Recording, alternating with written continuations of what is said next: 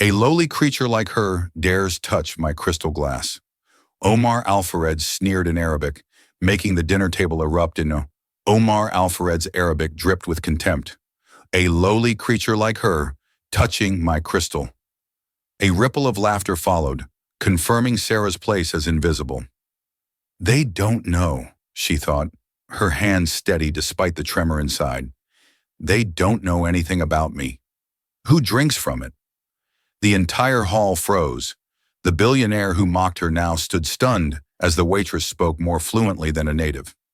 Sarah stood under the golden glow of the chandeliers in the six-star Dubai hotel's dining hall, her plain black uniform fading into the shadows of marble walls and velvet drapes. She was 25, her brown hair tied back in a loose ponytail, a faint scar above her eyebrow catching the light. Her beauty was quiet, unpolished, like a pebble smoothed by a river. Not the glittering kind that demanded attention. Raised in one of America's wealthiest families, adopted by a linguistics professor who taught her discipline and the power of words, Sarah carried herself with a restraint most mistook for weakness. But the guests here didn't see that. They saw her scuffed shoes, her unadorned hands, and they assumed she was nothing, a nobody in a room of power and privilege. This wasn't her usual shift. Sarah had been called in last-minute covering for a coworker who didn't show. Her mom back in Ohio was battling cancer, and the medical bills were a relentless tide, swallowing every dollar Sarah could earn.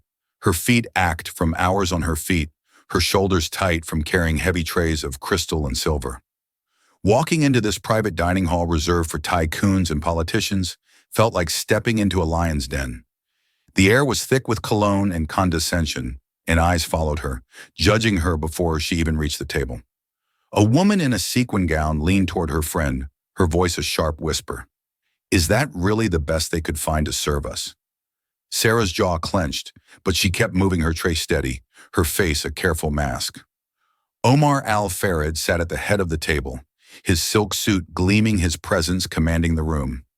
He was 50, broad-shouldered with sharp eyes and a tongue sharper still. The kind of man who thrived on making others feel small. His daughter Isla sat to his left, a 22-year-old student studying abroad, her dark eyes scanning the room like she was memorizing every face, every word. The table was a parade of wealth and ego, a politician with a crooked tie and a laugh that rang hollow. A media mogul with slicked-back hair and a Rolex that screamed money.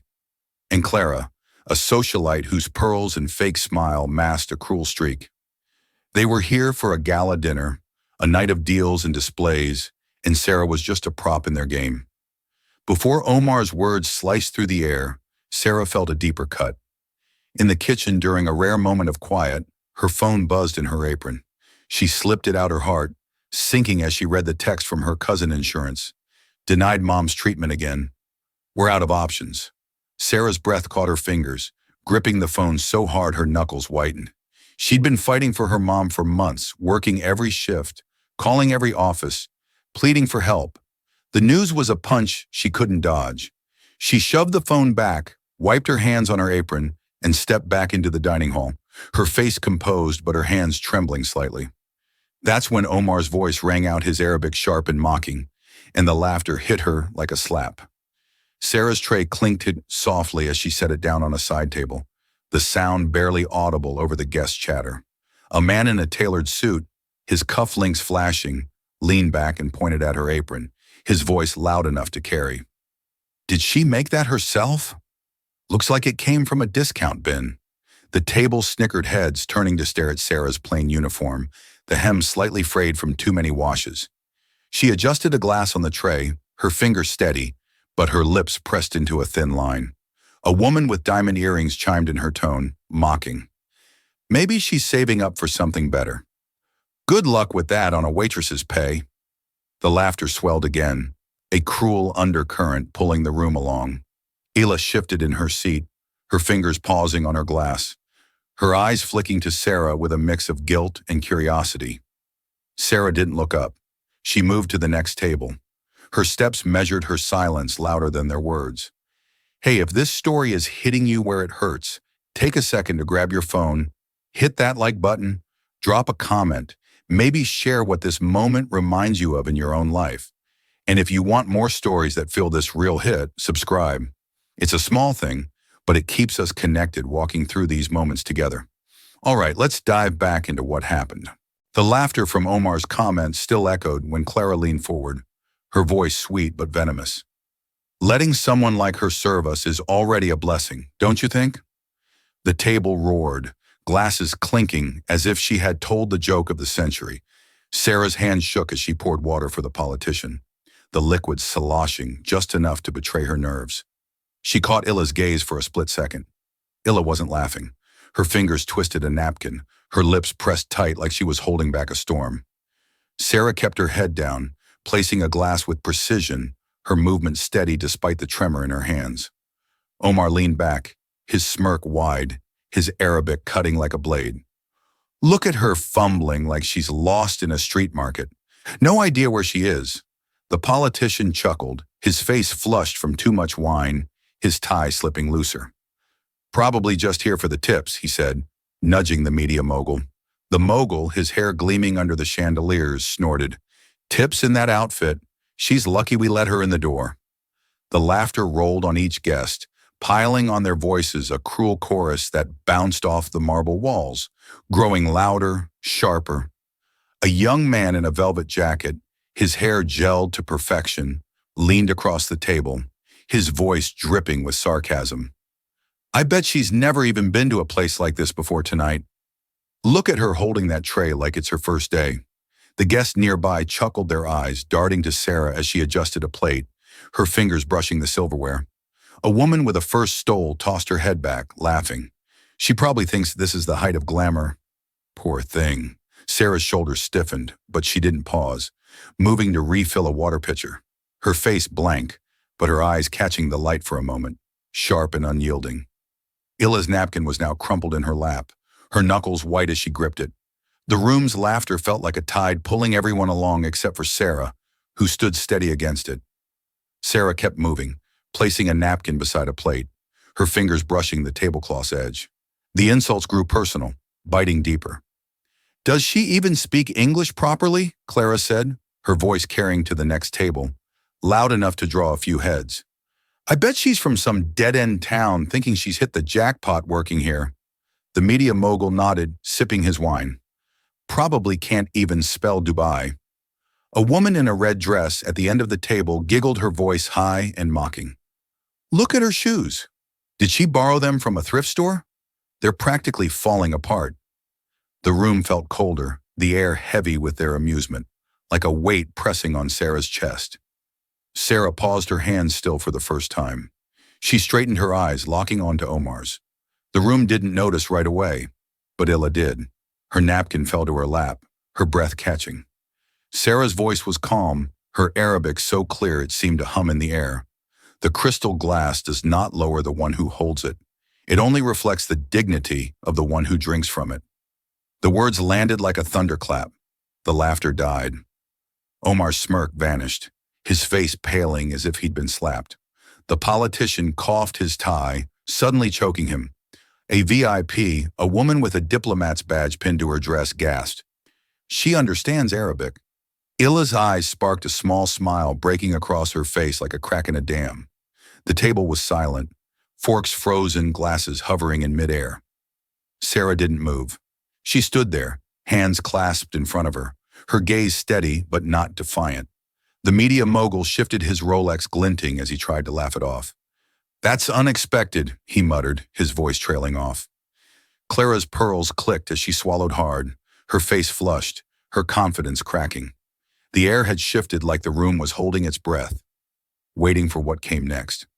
A server from another table, a young woman with a tight bun, hesitated as she passed Sarah, her eyes wide with a mix of awe and fear.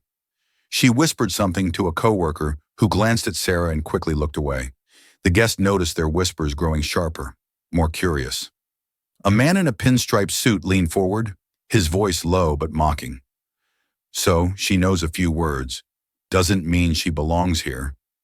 His tone was dismissive, but his eyes lingered on Sarah, searching for a crack in her composure. Sarah adjusted a napkin on the table, her fingers steady, but her lips twitched just enough to hint at something unspoken. Illa's smile faded slightly, her eyes darting between her father and Sarah, like she sensed a storm coming. Omar recovered first, his laugh force switching to English to reclaim control. She probably memorized a few tourist phrases. "Don't be impressed." Clara jumped in, eager to dismiss her. "Exactly. It's just mimicry. Nothing real, like a parrot in a cheap uniform." The politician nodded, trying to regain his swagger. "Let's not get carried away. She's still just the help." Whispers rippled through the guests, their voices low but sharp. "No way she's fluent," one said. "She's bluffing," another muttered. Omar folded his arms, his eyes narrowing. "If you really know it, prove it. Say something worth hearing." As Sarah reached for an empty wine glass, a woman in a gold dress, her nails painted a glossy red, tapped her fork against her plate, the sound sharp and deliberate. "Let's have some fun," she said, her voice loud enough to draw eyes. "Recite something impressive, or are you just a one-trick pony?" The table laughed, a few guests clapping like it was a performance. Sarah's hand paused on the glass, her fingers tightening for a split second before relaxing.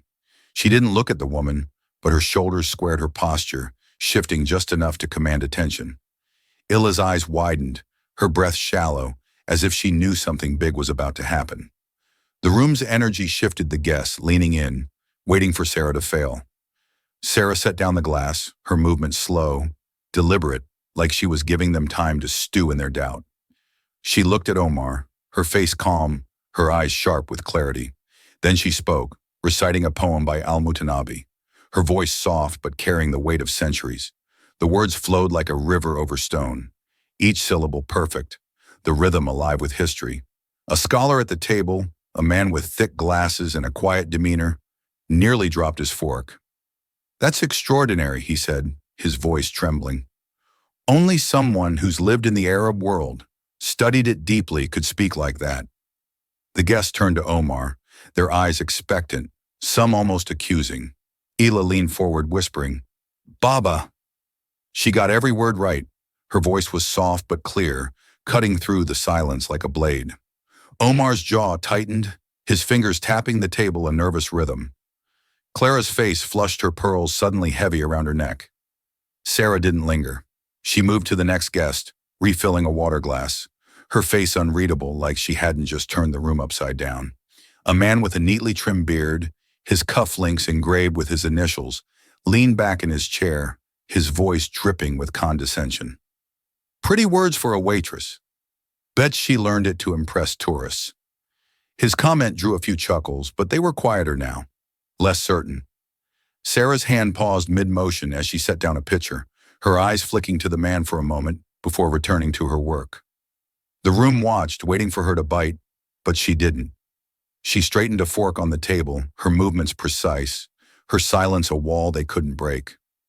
Illa's fingers loosened on her napkin, her eyes locked on Sarah, a quiet strength mirroring her own. Omar wasn't done. His voice rose sharp and desperate to regain control. "Poetry's easy.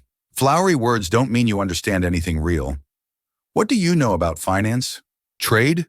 He nodded to the media mogul, who grinned and leaned forward, asking Sarah a complex question in Arabic about regional commerce tariffs and oil markets.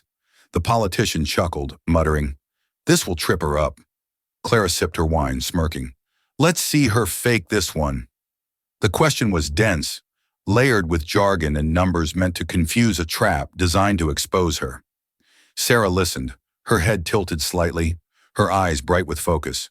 The question was a maze of terms and figures meant to make her stumble. Illa's hands clenched under the table, her breath shallow, her eyes locked on Sarah. Sarah didn't hesitate. She answered in Arabic, her voice clear, laying out a detailed analysis of trade routes, economic impacts, and specific figures from recent deals. She cited data like she'd written the reports herself, her words precise, her logic unassailable. The politician's jaw dropped. He clapped slow at first, then faster. "That's not just fluency," he said, his voice carrying across the room. "That's expertise." The room shifted again. Guests looked at Sarah with new eyes, some with awe, others with unease. Omar's face was tight sweat beading on his forehead, his fingers gripping the edge of the table. Illa's hands relaxed, her eyes shining with something like pride. Sarah nodded once polite and moved to clear a plate, her movements as steady as ever. The chatter was quieter now, the laughter gone. People watched her, not as a waitress, but as something else, someone who didn't fit their assumptions. A man at the far end of the table, a diplomat with gray hair and a quiet presence, leaned toward his neighbor.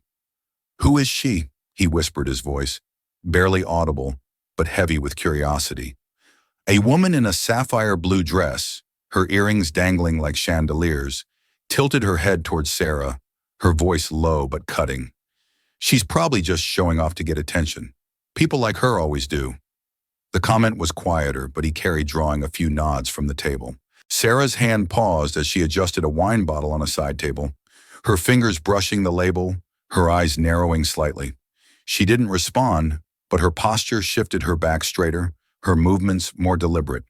A server nearby fumbled a tray, the clatter breaking the tension for a moment, but all eyes stayed on Sarah. Illa's lips parted as if she wanted to say something, but she stayed silent, her eyes fixed on Sarah's every move. Omar's voice cut through low and bitter, trying to claw back control. "A servant's still a servant. Language doesn't change your place." Clara laughed, sharp and cruel, her pearls glinting in the light. "Exactly. She's just tonight's entertainment. Let's not get carried away." A few guests nodded, their smirks returning, trying to pull the room back to their side. Sarah's lips curved just a fraction, not a smile but something sharper, like she'd heard it all before and was tired of it. She didn't respond. She kept working her hands steady, her eyes scanning the table like she saw through every one of them. The politician leaned forward, his voice loud, trying to rally the crowd. "She's probably exaggerating.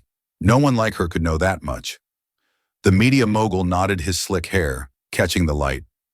"Let's be real, she's a waitress. This is all an act." The words hung heavy, waiting for Sarah to falter. She didn't. She set down a tray, her movements deliberate, and spoke her Arabic deep and resonant. "Yes, I was a servant, but I was also the student of Professor Yusuf al-Hassan, language advisor to the government." A hush fell over the table as Sarah's words sank in the name of the renowned professor, echoing in the silence. The politician nearly knocked over his glass, his hands shaking as he caught it. "I knew the professor," he said, standing, his voice trembling with disbelief. "He only took the best, the most brilliant students. If she studied with him, she's exceptional." The hall buzzed, heads turning, eyes wide with astonishment. Illa gasped, her hand covering her mouth, her voice a whisper. "I can't believe it." Omar's face was pale, his hands gripping the table so hard his knuckles whitened. Sarah didn't look at him. She kept working her face calm, her hands steady like she hadn't just dropped a bomb that shattered the room's assumptions. A guest in a black tuxedo, his watch glinting with diamonds, cleared his throat, his voice laced with skepticism. "Even if she studied with him, she's still here serving us. Doesn't that say enough?" His words were meant to sting, to pull the room back to their side, and a few guests murmured in agreement. Sarah's hand paused. "Tells you what?" Paused on a plate, her fingers curling slightly around the edge of the dish. She set it down with a soft clink, her face unreadable, but her eyes flicked to the man, sharp and fleeting. Illa's shoulders tensed, her eyes darting between Sarah and the guest, as if bracing for what came next. The room's energy shifted, the mockery faltering under Sarah's quiet strength. The whispers grew louder, the room alive with questions. Who was she? How did she know so much? Omar's voice broke through, shaky but defiant, his pride wounded. "If she's so great, why is she working here? A real talent wouldn't lower herself like this." Clara sneered, her pearls glinting as she tilted her head. "Exactly. Probably making it all up to save face." The media mogul leaned back, smirking, his confidence returning. "Let's see her prove that one." The air was thick with tension, the guests watching, waiting for Sarah to crumble under the weight of their doubt. Sarah sighed, her gaze unwavering like she'd been expecting this moment all along. She reached into her apron, pulling out an old envelope, its edges worn, but stamped with a royal seal that gleamed under the chandeliers. She opened it carefully, her finger steady, and read aloud in a clear, steady voice. Full honorary scholarship granted to Sarah Collins, signed by Omar Alfred. The room gasped, a collective intake of breath that seemed to suck the air from the hall. Omar's face went white, his hands trembling, his eyes wide with shock. Years ago, he'd signed that scholarship, one of hundreds, and forgotten her face, her name, her existence. Sarah looked straight into his eyes, her voice calm but piercing. "You forget many, but we never forget you." A woman with a silver clutch, her lips painted a bold red, gasped audibly, her hand flying to her chest. "She's connected to Alfred." She whispered loud enough for the nearby tables to hear her. The room's murmurs grew a wave of shock, rolling through the guests. Sarah folded the envelope, her movement slow and deliberate, and slipped it back into her apron. Illa's eyes filled with tears, and she stood her chair scraping softly against the floor.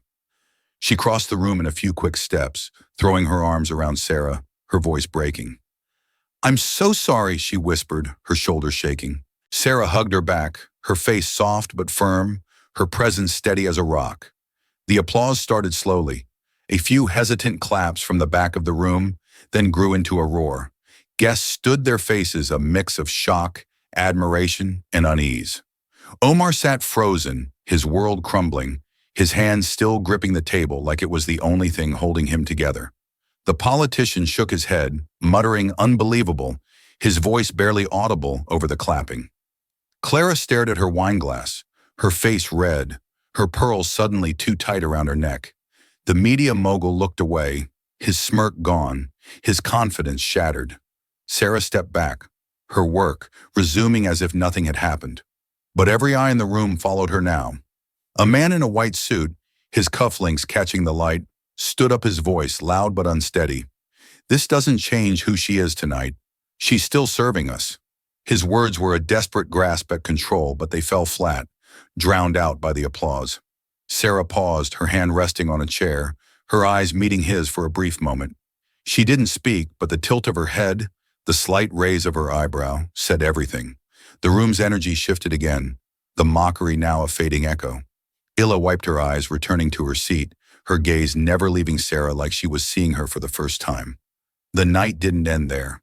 By morning, the story had spread like wildfire. A guest's shaky phone video of Sarah's reply went viral, racking up millions of views in hours. Comments flooded in raw and real. She shut him down with pure class. Who is this woman? Omar got what he deserved. The media mogul's company dropped him from a major sponsorship deal by noon. His name dragged through the mud online. Clara's social circle turned on her, her invitations to elite events drying up like a desert stream. The politician's smug face was meat across the internet. His blessing comment mocked relentlessly his campaign ads, suddenly pulled from rotation. A week later, a local reporter stopped by the restaurant. Her notepad clutched tightly as she approached Sarah during a break. "Miss Collins, your stories inspired so many people," she said, her voice earnest. "Can you tell us what it felt like to stand up to them?" Sarah leaned against the counter, her apron folded over her arm, her eyes distant for a moment. She smiled faintly, her fingers brushing the edge of a coffee cup. "It felt like telling the truth," she said, simply then turned back to her work, leaving the reporter speechless. The restaurant's other servers exchanged glances, their respect for her now unspoken, but clear in their nods. Omar faced the worst of it. His company's board called an emergency meeting, and by the end of the week, he was out, his reputation in tatters. No one said Sarah did it. She didn't have to. The truth had done the work like a tide pulling down everything in its path. Illa came by the restaurant a week later, her eyes red but warm, a small notebook clutched in her hands. "You changed everything," she said, pressing the notebook into Sarah's hand. It was filled with handwritten apologies, each line shaky but sincere. Sarah nodded, slipping it into her pocket without reading it, her face calm, but her eyes soft. Years ago, Sarah had sat in a cramped Cairo apartment, her adoptive father, Professor Al-Hassan, teaching her Arabic by candlelight. His voice, rough but kind, echoed in her ears as she walked home that night, the Dubai skyline glowing against the dark. "Words are power, Sarah. Use them wisely. She'd been a kid then, soaking up every lesson, every language, every moment of his quiet pride. She carried that now in her scuffed shoes, her plain uniform, her unyielding strength. The city hummed around her, but she walked alone, her steps steady, her heart heavy, but whole. As Sarah crossed a busy street, a car horn blared its sound, sharp and familiar, like the old sedan her dad used to drive. She paused, her hand brushing the envelope in her pocket, her eyes lingering on the car's tail lights as they faded into the night. A passerby bumped into her, muttering an apology, but she didn't react, her gaze distant, her fingers tightening around the worn paper. The memory of her dad's lessons, his steady hand on her shoulder, felt closer now, grounding her in the chaos of the city. She took a deep breath, her shoulders relaxing, and kept walking, her silence a shield and a sword. Sarah's life didn't change much on the surface. She still worked double shifts, still sent money home for her mom's bills. But something was different. The way she carried herself, the way her eyes met the world, it was stronger, surer. She'd always known who she was, even when the world refused to see it. Now they couldn't look away. A co-worker at the restaurant, a man with a tired smile, handed her a tip one night, his voice low. "You're more than this place, Sarah," he said, his eyes earnest. She nodded, tucking the bill into her apron, her face calm, but her eyes bright with something unspoken. One evening, as Sarah wiped down a table, a young girl no older than 10 approached her, clutching a crumpled drawing. "I saw you on the internet," the girl said, her voice shy but clear. "You're so brave." She handed Sarah the drawing, a sketch of a woman standing tall, surrounded by falling stars. Sarah's fingers traced the lines, her lips parting slightly, her eyes softening. She knelt down, meeting the girl's gaze. "Thank you," she said, her voice quiet but warm, folding the drawing carefully. The girl's mother smiled from a distance, her eyes misty as Sarah stood and returned to her work. The restaurant grew quieter as the story faded from the headlines, but Sarah's presence lingered. A regular customer, an older man with a worn leather jacket, stopped her one night, his voice gruff but kind. "You made us all think twice, kid," he said, sliding a generous tip across the counter. Sarah's hand paused on the rag she was holding, her eyes meeting his for a moment before she nodded, slipping the tip into her pocket. The weight of his words stayed with her, a quiet acknowledgement of the ripple she'd created. She turned back to the counter, her movement steady, her silence now a force of its own. "You've been there, haven't you? Felt that sting when someone looks down on you, judges you for what you wear, where you come from, who they think you are. You've stood in rooms where you didn't belong, where the air turned cold and you kept going. You held your ground not with anger, but with a quiet strength that said more than words ever could." Sarah's story is yours too. In a way, it's about standing tall, about letting the truth speak when the world tries to silence you. You weren't wrong. You weren't alone. Where are you watching from? Leave a comment below and hit follow to walk with me through heartbreak, betrayal, and finally healing.